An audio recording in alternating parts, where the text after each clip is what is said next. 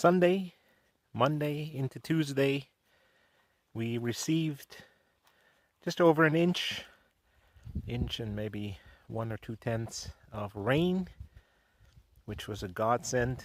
This allowed me to start working on a project like the roof, and it really helped our garden. So I don't have to water for a while.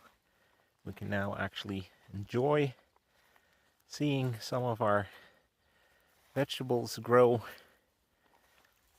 And these beans here are doing fantastic.